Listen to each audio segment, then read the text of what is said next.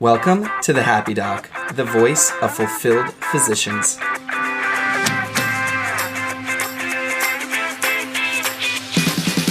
This show is about bringing inspirational, creative, successful, and happy health professionals to you. Get ready to learn how you can be a happy doctor too. Hello everyone, our next guest is Dr. Teri Fisher. He's a primary care physician with a fellowship in sports medicine, and this conversation is all about voice technology and how it's going to impact healthcare.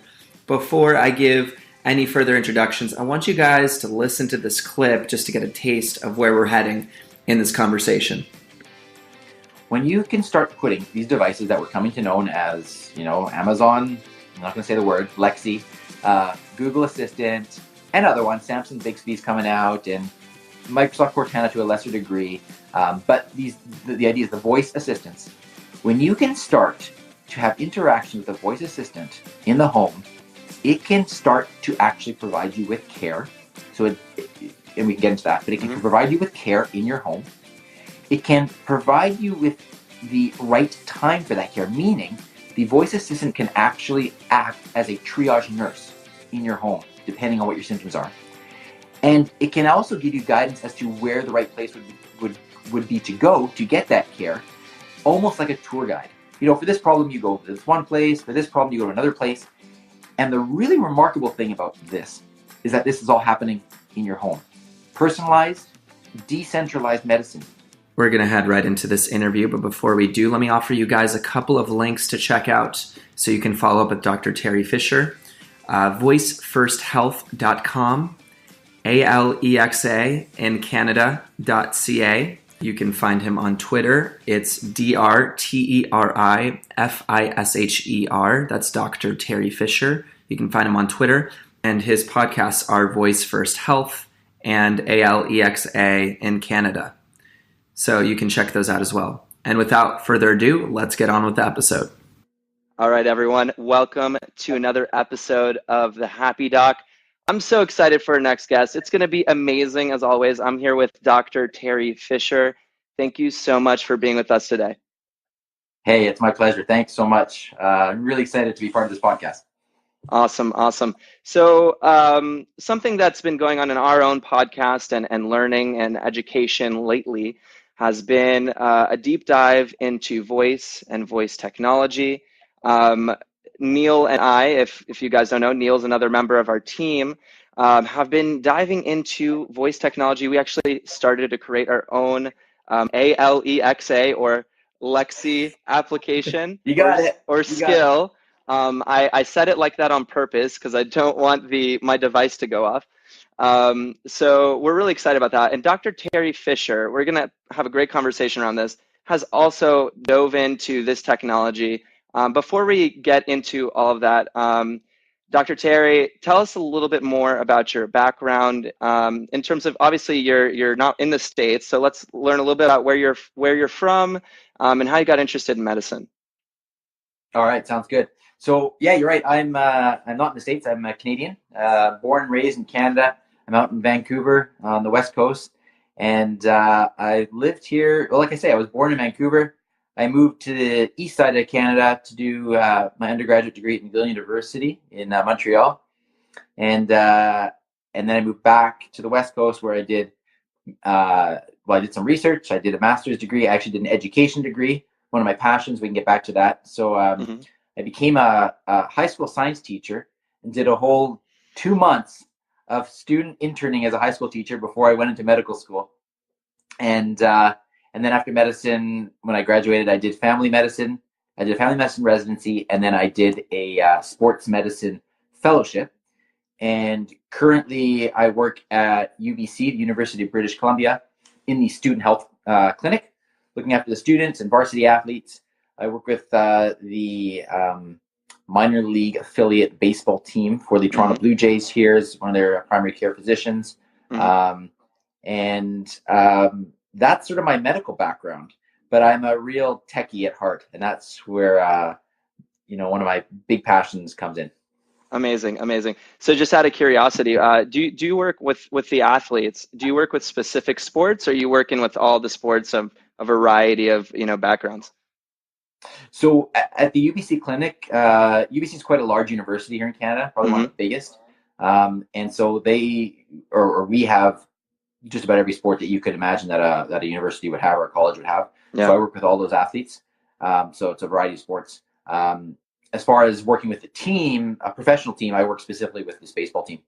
So, amazing. Yeah. Great. No, that's awesome. No, I was an athlete myself. So I actually competed in gymnastics. So I have so I used to do gymnastics, and one of the things that like I loved was the fact that our school had like a physical, they had a physical therapist and they had a physician on staff, and without the trainers and the facility, I mean, you just can't work, you can't train at the top levels. So I have much appreciation from a personal level for people like you. So thank you. That's great. Yeah. And the athletes generally are such a great group of people to work with because they're all very motivated to get better. So, for the general population, it's often a struggle to get people to live healthy, to exercise, to eat well. And for the athletes, it's oftentimes like, whoa, you're doing too much. Don't work so much. Don't work out so much. You got to take a step back. But anyway, it's great fun. Great group of people to work with. Totally. So, I mean, we could have a whole conversation about athletics, but so to gear this towards what I'd really love to talk to you about. So I actually went on your website and I was doing some digging, and there's this, it's interesting because we talk about, a lot of the podcasts about like United States healthcare disparities and issues, but Canada has its own set of issues. And so I was reading a little bit about the article you had up there about how it's just so difficult, for example, to have a patient get into the system. It's just difficult to even get in there. So you talked about having the right healthcare at the right time, at the right place, and so tell me a little bit about like that thought process and how voice technology comes into play. That's a great question. So for the listeners or the viewers that may not realize that Canada, I'm very proud of our healthcare system in the sense that, it's a publicly funded system. Everybody can have access to it, but it certainly creates problems. And one of the issues really is, as you mentioned, is the access. And I can give you an example of this. My mom had at the time, actually, we thought it was some issues with her spine. She was having really bad back pain radiating down her leg. It turns out it's her hip. But the issue was she needed to go and see her family doctor. Her family doctor is so busy and so overworked that she was told that she could have an appointment approximately 6 weeks out from when she was making the appointment. That's how long it would take to get in to see her family doctor. Or she was told that if you were somehow able to make it down to the office at 9:30 at night, she would be able to be seen in about a week to 10 days. And so imagine a woman who's older, who's got limited mobility because of pain, and these are her options. It's like it's unthinkable. Yeah. So that's an example of the limited access, and that's a theme throughout the Canadian healthcare system. Is that physicians are overworked, physicians are burning out. It's extremely hard for the patients to get access, and lots of people have had lots of ideas over the years about how we can change this. And is the when EHRs, EMRs were first introduced, is that going to change? Is that going to make it easier for doctors? And it hasn't. And lots of ideas have been thrown at the system. What I'm really excited about now is I think for the first time, really in my recollection, or since I was even a medical student, I think we're on the verge of something that can really transform healthcare to a major, major degree. And that kind of gets back to your question about like voice technology. And that's ultimately what we're talking about here. Voice technology, well, we can go a couple different ways with this, but getting back to your question about like the right care at the right time at the right place. It's often been said that a really good, efficient healthcare system has those three components. So you're getting the right care, because if you don't have the right care, nothing else matters. You got to be getting the right care. It's got to be at the right time. So if somebody needs urgent care, they've got to be able to access it urgently. Conversely, if somebody doesn't need to be seen urgently, then they can wait a week or two or whatever the case may be. And at the right place. Should the right place be the emergency department? Should it be a family doctor's office? And I can tell you again from personal experience, I know patients that because they can't get into their family doctors, they choose to go to the emergency department. And that obviously is way more costly to the system than going to see a family doctor. here's where I think voice technology can transform what we're doing. When you can start putting these devices that we're coming to know as, Amazon, I'm not going to say the word, Lexi, Google Assistant, and other ones, Samsung Bixby's coming out, and Microsoft Cortana to a lesser degree. But the idea is the voice assistants. When you can start to have interaction with the voice assistant in the home, it can start to actually provide you with care. And we can get into that, but it can provide you with care in your home. It can provide you with the right time for that care, meaning the voice assistant can actually act as a triage nurse in your home, depending on what your symptoms are. And it can also give you guidance as to where the right place would be to go to get that care, almost like a tour guide. For this problem, you go to this one place. For this problem, you go to another place. And the really remarkable thing about this is that this is all happening in your home. Personalized, decentralized medicine. And if you expand that and imagine that that's going to grow and explode throughout our communities, our society, the more people that get these devices, they now have their own personal healthcare provider, triage nurse / tour guide for the healthcare system in their own homes.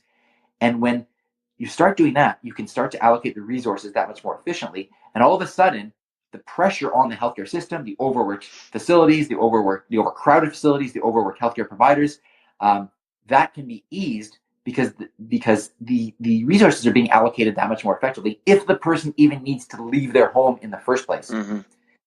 So that's kind of how I see how we're poised to have a radical transformation in this area. Yeah, this topic is so ginormous that there's so many directions I can go with this. So the first thing, for people who are fresh into this, who aren't as familiar, what I think the first response often is fear. So before we start to go into the direction of what these technologies could do, what I'd be interested in hearing from you is, what is some of the pushback or concerns that people are talking about when it comes to voice? Because medicine traditionally is a very conservative field, right? We're nervous about how technology affects us. We're nervous about, security and those things. And often for good reason. I was actually listening to a podcast with Dr. Mark Shapiro and Eric Topol. He had this book called Deep Medicine that just came out not too long ago. I just downloaded, haven't listened to it yet. But there is concern because the tech people like us who really enjoy technology, even though we're in the physician side, I think we both like to see the future. It's very exciting. Right. But that comes at a cost. So what are some of the fears, especially since you've, kind of went into the space, what are some of the fears you're hearing?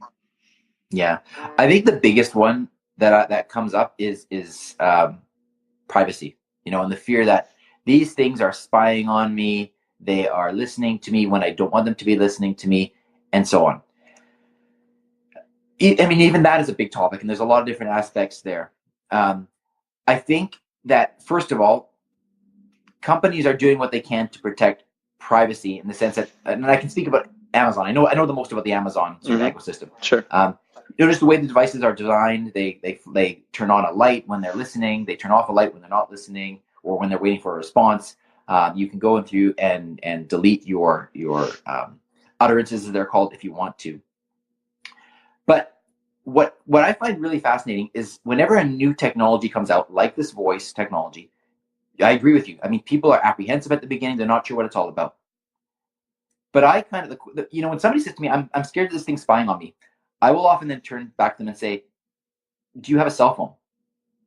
And that 99% of the time they go, "Yeah." And I say, "Well, do you use your cell phone for email?" Most people do. Do you use your cell phone for texting? Most people do. Do you use your cell phone to get GPS coordinates and help you get around? Yes. Do you take photos with your cell phone? Yes. Your cell phone knows way more about what you're doing and what you're saying than any voice assistant does at this stage, at least. Right. And when I say that, they kind of think about it and like, oh, I didn't really realize that. And so people are very comfortable with their cell phones talking to their doctors about private things or making appointments or discussing their medical history. But the idea of talking about a medical problem to a voice assistant right now seems very, very foreign, when in fact, it's probably less likely to capture some of the more personal information, where you live, who your family members are, because when you use your phone, you've got contacts, you've got emails, it shows who you're communicating with. There's so much more that could be discovered through your cell phone than through a voice assistant. When I present it like that, it makes people pause and think about it.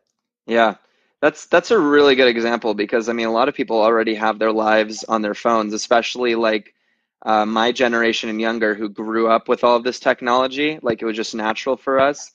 I mean, yeah, you're taking photos and videos of everything. You have all of your contacts, like you talked about. Yeah, I did not think about it in that way. The other thing that's interesting now, which got released not too long ago, maybe a month ago, the whole HIPAA compliance capabilities on ALEXA. And do you know how that's moving just yet? Have you talked to anyone who's at the forefront of that in terms of how that's going to be different, or are we still trying to figure that out? I think at this stage it's still very early. We're still really trying to figure a lot of that out. I mean, you're right. It's been released. It's still not readily available to everybody. Right. It's by invitation, but certainly that is a huge development. That is one of the things that people have been waiting for a long time now for Lexi, because I kind of think of it as right now you can do superficial things, if you want to use a medical term. You can ask questions and get information, but to really get a sort of a deeper dive into personalized medicine, it had to be HIPAA compliant, and now it is. Or at least, it's moving forward. Right. So this is going to be really exciting. It's hard to really comment a lot about that on this at this stage. So no, absolutely. I mean, and to speculate about something, again, like your mind can go so many directions. Very difficult, actually. I mean, yeah, you could go on and on about it. So what are some? Now we talked about some of the implications of this a little bit. What are some technologies or ideas that you've seen either already created or you're excited about in the future that could really, like you said, make an impact in healthcare? What are those things? I love that. I love that question. All right. So here, how about this? I'll paint a scenario for the way things are now, and I'll paint a scenario of potentially how things could be not in the too distant future, right? So let's say you wake up in the morning and you wake up and you're not feeling well. You've got a sore throat, you're coughing, you're not sure what's going on. Maybe you feel like you've got a fever, you're shivering in bed, and if you get up and you really feel crappy, you start thinking, okay, what am I going to do? Maybe you've got some kids now. You have to make arrangements for that to get them to school. You're thinking, I feel pretty sick. I should actually go see my doctor. So you start making phone calls, call into work, you call your doctor. At least in the Canadian healthcare system, hopefully you can actually get an appointment, which is extremely hard. Drag yourself out, get into your car, drive to your doctor, sit in the waiting room, shivering, maybe infecting the person sitting next to you. Go into the room, get the history, physical exam done. Maybe the doctor thinks you might have strep throat, takes a throat swab, gets results, sends you off for some antibiotics, go back home, crawl to bed. It's a big ordeal. Here's what I think is coming down the pipe, and I think sooner than we recognize. You wake up in the morning, you say to your device, good morning. The device now starts to hear the change in your voice through something known as vocal biomarkers, which I think is a fascinating area that we can talk about more if we want to do. But it's basically analyzing your voice algorithms. It knows that something is wrong because your voice has changed. It starts to become proactive and starts to ask you questions about what could be going on. So it essentially starts to take a medical history at that time. You go through the history with your device. Your device, using the AI algorithms that are hopefully evidence-based, it comes up with a probability, and it says that your provisional diagnosis with the highest probability is strep throat. At that point, it says to you, do you feel like you can go into work or not? You maybe say no. It says, okay, I will call in to your work and I will tell your work for you, this is what's going on. Perhaps you've got some kids, and it says, you know what, I'll call your contact and see if we can arrange for your kids to be picked up so you don't have to worry about that. Your assistant does that. Then your assistant says, you know what, because I think this might be strep throat, how about we send a rapid strep test to your home right now? So this is something that Amazon is going to be doing pretty soon. I think that's the prediction. I think it's quite realistic because they're working so much on same-day delivery. So imagine this. Oh my gosh. You say, yes, I need a rapid strep test. So Lexi arranges for this. You have a drone, flies that rapid strep test to your house. It lands outside your door. You pick up that strep test. You enable it to your Wi-Fi network. Your Wi-Fi network then is connected to Lexi. Lexi guides you through doing the test on yourself and analyzes the results. It then tells you that, yes, you have a positive strep test and you need antibiotics. So what does it do? It then arranges for a prescription to be delivered to your door within the next hour. It knows your medical history. It knows your allergies. It knows what medications you're on. And so it sends you something that is appropriate for you, personalized medicine. You then go outside, you get the prescription, you start taking the prescription. Lexi then monitors your recovery, gives you medication reminders of when you should be taking it. Periodically, it asks you questions and is looking for complications of strep throat. And at any point, if there's any kind of concern about that, it then alerts you to that and can make an appointment with your doctor for you. You have not left your home. You have received personalized care, excellent care, and it has been decentralized, and you've taken pressure off the healthcare system. That's one example. That is a wild example. In so many ways, I mean, from efficiency to safety to proper utilization of resources and all of those things.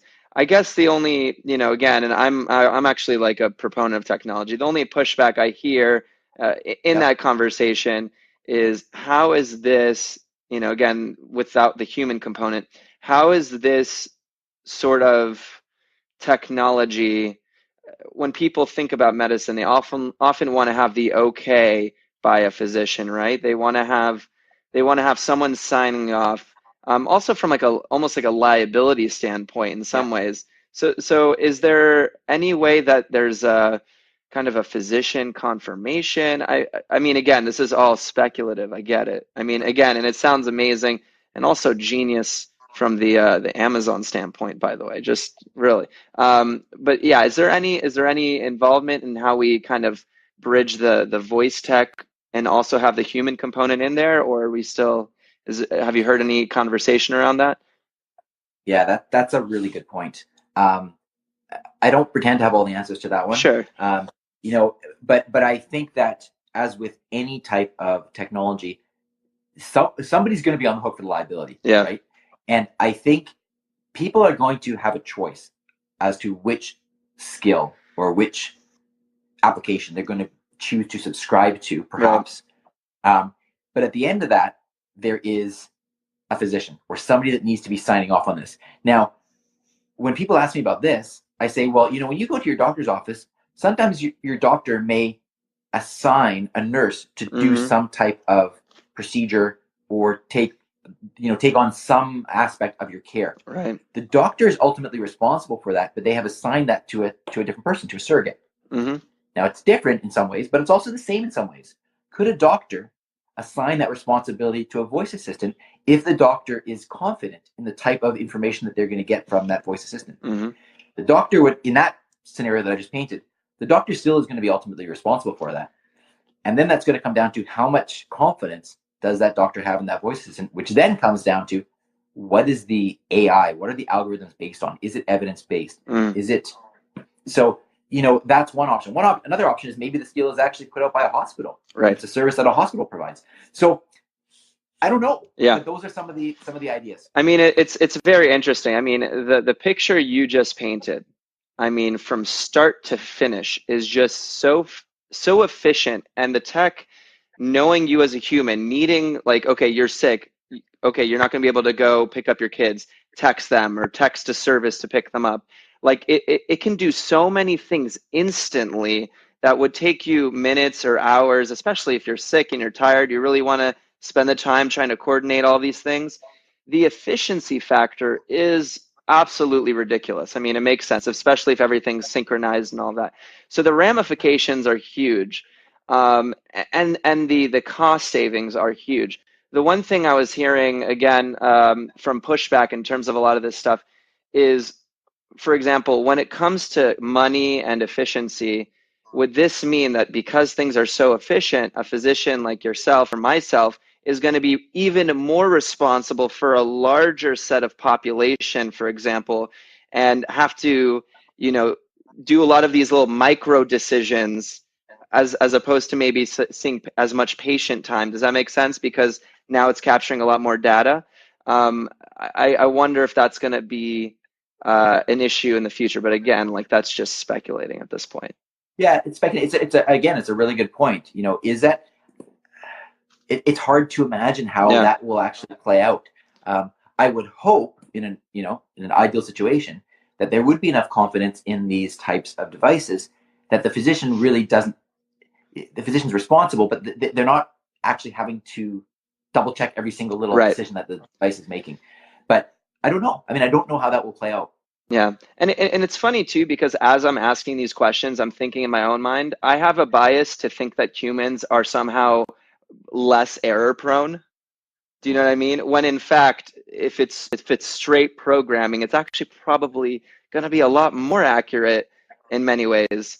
The only other thing that comes up in my mind is kind of false positive testing, where we're testing a little bit too much at home, and maybe things come up, and then it goes down a stream of thought where, okay, this test is positive, now we have to do, you know what I mean? So there are those things too. But it is interesting. And now we're just talking about the voice components. That's not even going down the line of like wearables and how that's going to synchronize artificial intelligence and how there's, Internet of Things, like different devices connecting to different devices and how that. So it just the possibilities are endless. So I mean, it is a ridiculous topic. It really is. And I now I understand completely why you have to have a podcast dedicated to this, because there is just so much to talk about. So talking about your podcast, you've had many guests, right? And you have I saw you have 3 podcasts rolling out at the same time, by the way, which I think is, I'm doing one and I find it difficult. So first off, like kudos to you for doing that. Thanks. In terms of the voice technology, I mean, we can't flesh this out completely. What are some of the top guests you've had, or what are some of the top technologies you've listened to, and you're just like, pardon my French, you're just like, holy shit, this is amazing. What are you hearing that's like getting you very excited even now on the practical, like 2019 level? Yeah, I think that goes back to, I mean, one of the things that has me the most excited and absolutely fascinated by is the idea of vocal biomarkers. And so this is directly tied into voice technology. So for listeners of yours that may not know quite what vocal biomarkers are, the way I like to describe this is it's like metadata for voice. And what's metadata? Well, people are familiar with digital photography. Everybody takes digital photographs now. People may or may not know that when you take a digital photograph, in addition to capturing hopefully a beautiful photo, you also capture a lot of data about the photo. So meaning, what was the aperture setting? What was the actual camera model? What was the shutter speed? Did you use a flash? Where were you? All this kind of stuff that if you wanted to, you could go into the file and you could easily look that up. Now, the thing is, whenever somebody speaks, there is vocal, or there's data. I like to call it the metadata. Here's an example. If my son comes home from school one day and I ask him, hey, how was school today? And he says to me, it was great, right? That's got one meaning. Now, and the next day, if he comes home from school and I ask him, hey, how was school today? And he says to me, it was great. It's the exact same words, completely different meaning. Mm-hmm. And you know what? You often hear this phrase, I can hear it in your voice. Right. Well, that has some true scientific basis, because you can describe the difference. There was more volume. I was speaking a little bit faster. Mm-hmm. I had a higher intonation. The prosody rate was different. Mm-hmm. There's a lot of actual data that can be captured about the way I'm saying something versus just the content. Now, how does this play into healthcare? This part is what I find fascinating. There's a company who did a study with the Mayo Clinic, and they were looking at having people just basically read some statements. And what they found was that these were people that were undergoing coronary angiograms. And they found a statistically positive correlation between certain changes in the way they said something and the risk of coronary artery disease. Wow. So what that means is that you can listen to someone's voice and you can predict their risk of coronary artery disease. That's what it boils down to.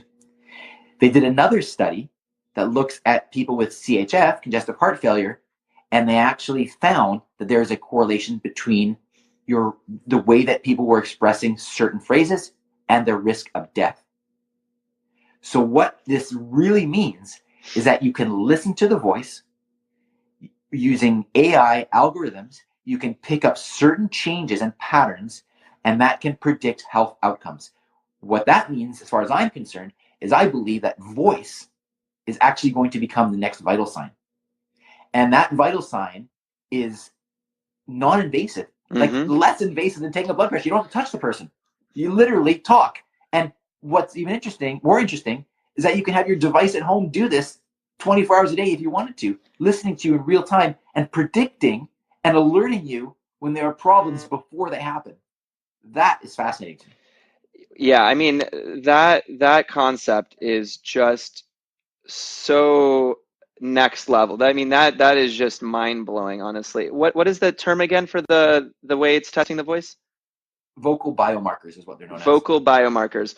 And personally for me in the field of psychiatry, I mean, voice is something we pay attention to obviously a lot, because a depressed voice, someone who sounds like down and exhausted, is grumbling, oh, I can't do this anymore. Like, I just can't, versus like, oh my God, I'm bouncing off the walls, a manic voice versus a depressed voice, a schizophrenic patient that is unable to maintain topic and has loose associations and starts, going on tangents,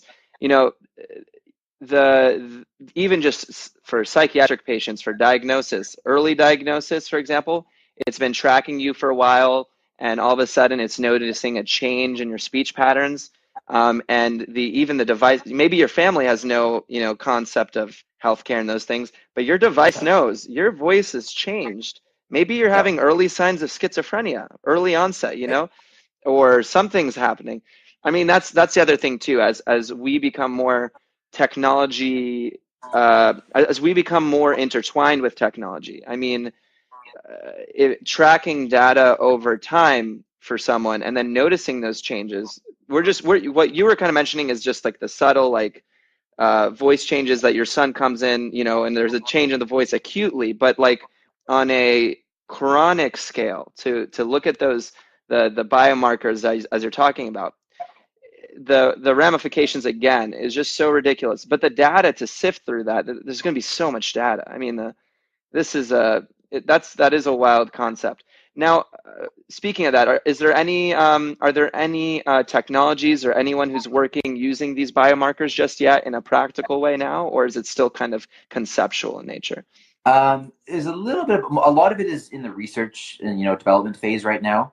There is actually an app out there right now that can analyze your emotion in real time. Literally, I actually have it on my phone, and Wow. You just turn it on. It listens to what you're saying, and as you're saying it, it gives you a readout of what your emotional state is. And just along the lines of what you're saying with psychiatry, I think this is a huge area for psychiatry. Right. Not only for mood and monitoring mood and seeing if someone's in a crisis, but also cognitive decline, like dementia, Alzheimer's. That's a great point. Parkinson's, changes in the voice with those issues, and that's something that can happen slowly over time. And at some point, when it triggers that threshold, that according to the AI, there's something going on here. It's time to alert the patient or the family or the doctor. So, like I said, a lot of this is in research and development right now. Right. But I don't think we're far off to start to see real world implications of this. Right, and I also think about even the implications of preventative medicine, right? So if we're able to catch things early, or for example, like if we're gathering large patterns and sets of data, and now, for example, let's talk about cognitive decline, right? We're noticing that grandma all of a sudden her reasoning is just not as good as it was before. There's a latency in the speech, not being able to recall. There's a delay in the recall. We're noticing that over time. And now the voice technology is saying, it like almost alerts the family, or alerts, hey, maybe you should talk about this, or what have you, right? And all of a sudden, prevention-wise, maybe we start using these different technologies or tests to sharpen the mind, like, I don't know, for example, the one program that comes up a lot here in the States is Lumosity, is a big program. There's a bunch of like different cognitive tests that can like enhance your memory, and those I don't know if you've heard of like dual NBAC. There's these different tests doesn't matter, but that would be interesting, right? If we're noticing those changes, can we implement a almost like a, for example, like, with athletics, can we implement a training regimen for the mind, noticing the decline, so we can reduce that overall impact that we're having on the mental health, for example? I mean, it's crazy. It is. Like, now, when I go and I speak about the stuff, it's like we could literally, I remember saying this, and I was giving a keynote, and I literally looked around the room and I said, we could stop at each person and ask you what your specialty is. It was a room of specialists, physicians. And we could sit here, we could probably brainstorm all day just for your specialty, the different ways that voice can impact it. Yeah. Yeah, it's nuts. Yeah, I mean, to be honest, I mean, some company or whoever wants to actually go down the road of creating this literally should look at every single disease state and every single specialty. They should have like this crazy master list, and each one you could just go off on like there's as we're talking about this, obviously I know there's a huge opportunity in voice, like there's no denying that, but like there's even more opportunity than I thought. So to be a little selfish here, to talk about like the program we made with MedFlash Go, could you imagine if we could tell how confident the person was in their answer? Oh, that's great. Do you know what yeah.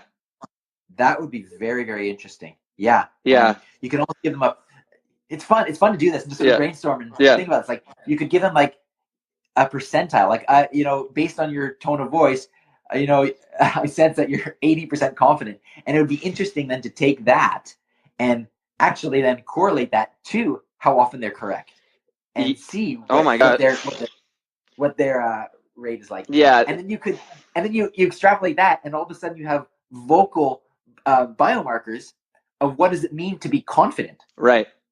Yeah. So and really the whole thing is crazy. I mean, the amount of data you get from this, the ability to sense those biomarkers, the ability to see if those biomarkers correlate. Maybe when, here's the other thing too, like maybe you could actually tell if someone's full of crap, right? Because there's people out there, right, who sound confident, but then when you fact check them, things don't add up, right? So maybe for someone else, when they sound confident, they actually get the question wrong more often.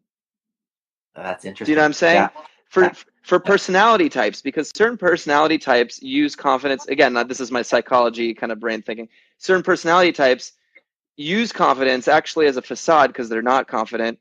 Certain people sound meek and uncomfortable when they actually know.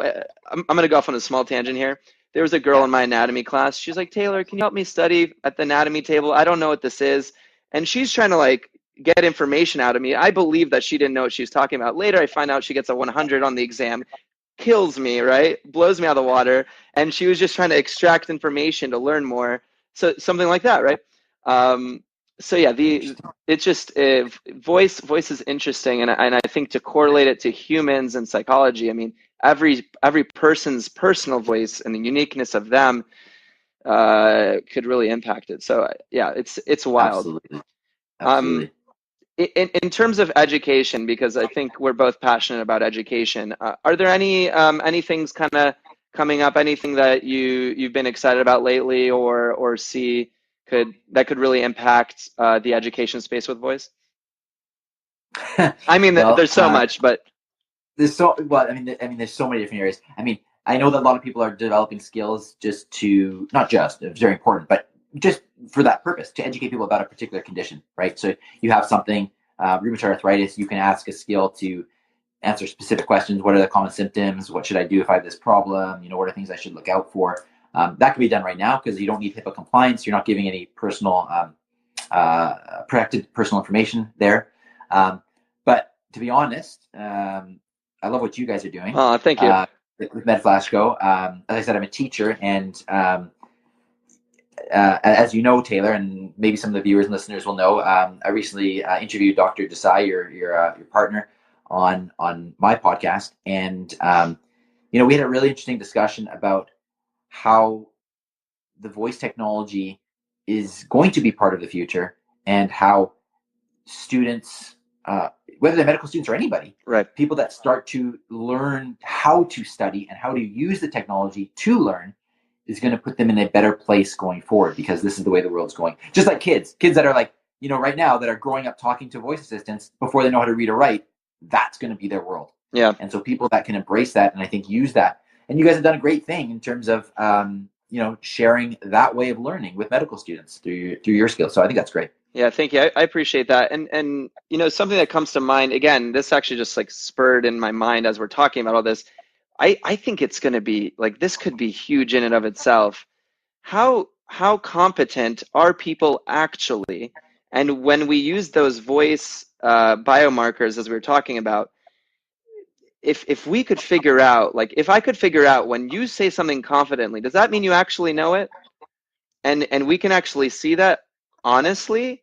I actually think this could impact us, making us more honest, because for example, like I think about like the certain employments and businesses, they do like the 360-degree sort of review of you, where they have all the different employees of you watching you. Well, when you're using this technology, you either get the question right or you don't. And then how you voiced it, and how you express it. Now, here's the difference. So if you're speaking to a robot, do you really talk to the robot as you would to human? But that's another thing aside there. That's interesting, because you just made me think of this app that I'm talking about that can check your, even like it's not exactly the same thing, but the idea is similar. Where, imagine if in an interview, the interviewer, and I don't know the legality and the laws behind this, if the interviewer had some type of device that was assessing your emotional state during the interview, and it could tell you, like, the interviewer looks down and says, he looks pretty confident right now, or conversely, he looks pretty unsure of himself right now and what he's saying, and that sort of thing. Right. I mean, so with the voice well, here's another thing too. Now, if we're hooking up the voice biomarkers to, let's say, some form of other monitoring device, now you're getting heart rate, they're getting a little diaphoretic, just a little bit, like you're seeing a little bit of precipitation, and actually the machine knows you're precipitating more than the human eye can. You could get to a whole another level of measuring if someone's being honest or not, like the squinting of the eye, all this stuff. Anyways, and again, we're getting off track here. I'm thinking of like how police would use that, law enforcement, and that sort of stuff. But anyway, we're getting way off track. Yeah. So I mean, again, the thing is, I think we're going to have you on a lot, just because I think we could talk about all of these different technologies, and I think it's really great to talk about it. So the podcast, is the Happy Doc, right? So one of the things we're really trying to do here is to help physicians feel more fulfilled. And one of the things we found in this journey is one way to do it is, a lot of it has to do with control and autonomy and the ability to be creative. And the reason why I really like voice is it's a space where we really can find a lot of creativity, and there's a lot of possibilities, especially for physicians, I think, to get really involved. So as you've started involving yourself in it, what are ways that, physicians, my medical students are listening, my residents, what are ways that they can, number one, start to get educated, and maybe you can do a personal plug here too, but start to get educated, and then two, think about how they could use their creativity to maybe start to help with these companies or help get involved. What are some ways you're seeing to really start to think about this as a possible space for creativity? Yeah, that's a great question. I think that it's hard to even know how to tackle that question, because there's so much that really anybody can do. I think the key thing is finding something that you're interested in. And regardless of what specialty a medical student or resident is thinking they might want to go into, or they're studying, there's just wide open space right now. And so I'll give you an example. Like, I do sports medicine, right? And I thought, I wonder how I can bring sports medicine into voice technology. And I sat down with some students, and we created a sport concussion assessment tool that can be administered at home through a voice assistant. Wow. So, like, there are so many different things, and because it's so wide open now, there's so many possibilities. I think you take some time and you think about what really excites you, and probably there is a huge opportunity in whatever that thing is right now. I think absolutely get educated on voice technology. Thanks for the opportunity to give a plug. Yeah. I do the voicefirst.com, Voice First Health podcast, where it's all about voice technology and healthcare. I mean, that's what it is. But what can I say? I think physicians, we are in a very unique position right now, because no, we're not coders, we're not developers, but anybody that is going to produce a really good voice application or voice skill or voice action or whatever you want to call it, that's going to really service the patient, which is ultimately what we were trying to do, that developer or that coder needs to be working with a physician. Mm-hmm. There's no other way. You have to have that content expert. And that's a very big theme right now in the VUI world, VUI, voice user interface world, is that yes, you need to have the coders, the developers, you need people that know how to write for voice, because it's very different than writing for the web. But ultimately, this all has to come from the content expert.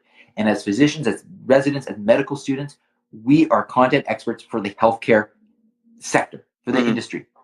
And because of that, and because it's so early, this is like ground floor. I'll often say, this is like the opportunity right now is like as if you were able to go out and buy some prime real estate now for what it cost 25 years ago.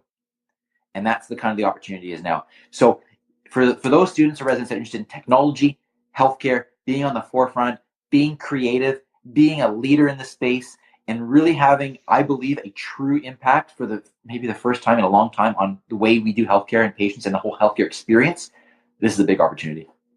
Yeah, absolutely. And as you're saying that, I really do believe this. I'm sure you're going to agree with me. I actually think it's almost a responsibility for us to get in early, because I think a big issue, and one of the reasons we really liked doing MedFlash Go, for example, is why would you have a medical skill made by a technologist or designed by a technologist who knows nothing about medicine? Mm-hmm. Whereas if you're on the grassroots, if you're in the clinic every day, you're seeing the exact things that are troubling patients, you know exactly where the money is, you know exactly where the issues lie. And I think it's really your responsibility then to think creatively of how to best manage that technology before someone else comes in from a different space and tries to take it over, and it's just not as effective. I think we've already seen that in our electronic medical records as an example, and we don't have to go down that route, but I just think it's really an amazing time to learn about this. And I hope, people listening, that they got something out of this just from the beginning, the start of it. For someone who has not immersed themselves, what is one thing you'd ask them to start? Again, you could use your podcast as an example, but how did you just start to really get to know this? What would you do? To get to know the space, you mean voice technology? To just get to know voice technology, just to start to really immerse themselves in it in some way. What would be a way to educate them? Maybe one tip. I think it depends on your learning style. It comes back to kind of education. If you like to listen to things, then I think there are a lot of great podcasts, not just mine. I mean, there are a lot of great podcasts out there about voice technology. It's I'm very proud, very fortunate to say that I believe I was one of the first. There were a couple other ones at the time. But I've been doing it for now probably a year and a half. So I've got a couple podcasts, alexaandcanada.ca. I cover sort of the basics of the Amazon Lexi ecosystem, if you will. There is some Canadian focus, but certainly I've got tons of listeners in the United States as well, just to learn about the technology. And Voice First Health. There are great books out there if you're that type of learner. But it's funny, we're talking about voice technology, and when it comes to voice technology, if you're interested in it, chances are, more often than not, I found that people that are interested in it are also interested in listening to podcasts. Totally. And so I think that's a great. Another good thing is to listen to flash briefings. If you have your own device, I have a flash briefing as well where I talk about the technology. That one's actually called Voice in Canada. But there's lots of other great flash briefings out there as well.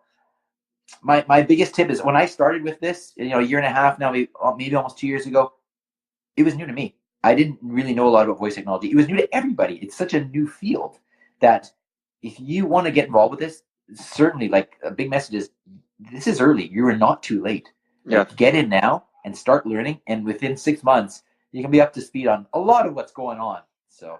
Right. Absolutely. And you can really start to obtain information very fast on your commute and those types of things with podcasting. Obviously, people who are listening to this are podcasters, so I'd assume the best way for them to kind of get the information is going to be from podcasting. Okay, wow. So we covered a lot of ground, but the funny thing is we didn't even get anywhere close. I think we just hit the tip of the iceberg, or whatever analogy you want to use there. That was a lot of fun. I want to thank you so much again for being on the Happy Doc podcast. I want to give you another opportunity at this time to just give you a space to give the listeners any information, anything you feel like they missed out in this conversation, something to look forward to. And again, I would love for them to have a space for them to check you out as well. So what is the easy way for them to check you out? That's great. Well, first of all, I'll just say, thanks again for inviting me. I love what you're doing with this podcast. I think it's a great mission, being able to help with some of the medical students and residents and doctors that are feeling burnt out. I know that's becoming an increasingly bigger problem. And so I love what you have discovered, that a lot of it has to do with autonomy and creativity. And as you were saying that, I mean, that really resonates with me as well. So congrats on your podcast. Excellent work. And thank you for allowing me to be a part of it. Also, congrats to you and Neil for MedFlash Go, because I think you guys are on something really great there. As far as where can people check me out? Well, some of those resources I've already mentioned. You can go to voicefirst.health.com, which is, like I say, it's all about what we've been talking about, healthcare and voice technology in all aspects. And the podcast there is going strong with lots of great guests. My lexincanada.ca is a good resource. My flash briefing. I really enjoy getting out and speaking at conferences. For people that are interested, there are some conferences coming up. Voice Summit, the Voice of Healthcare. Those are a couple of great conferences for people if they're interested in checking that out. The voice community tends to be really, really friendly and really welcoming, and it's really nice to see that. And if they want to just get started with voice technology and they want to learn how to sort of do a relatively easy type of Lexi skill, it would actually be a flash briefing, and you can do all kinds of neat things with flash briefing in terms of sharing your message. And I have actually a premium course that I created that's entirely free. I'm not selling it. I'm not making money off it. They go to flashbriefingformula.com. It's actually a great way to get started in it.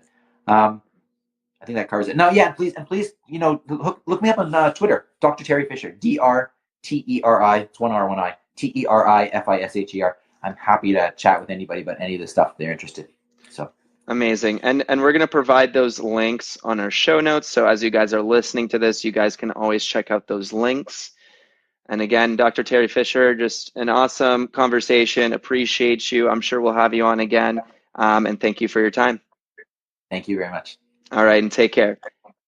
Wanted to take this moment to thank you so much for listening to this episode, and please check out medflashgo.com. It's the first voice interactive question bank and flashcard set for medical students to study for boards. So please check it out. It's an amazing tool. It's going to keep getting better, and we want you to know about it. So check out medflashgo.com. Thank you so much for listening to the Happy Doc podcast, the voice of fulfilled physicians. If you enjoyed the episode, please drop us a like, comment, and share. Share us through the social media channels we have on Facebook, Twitter, and Instagram. The handle is at Happy Doc Podcast. That's at Happy Doc Podcast. You can find our website at www.thehappydoc.com. Again, thank you so much for listening to the Happy Doc, the voice of fulfilled physicians.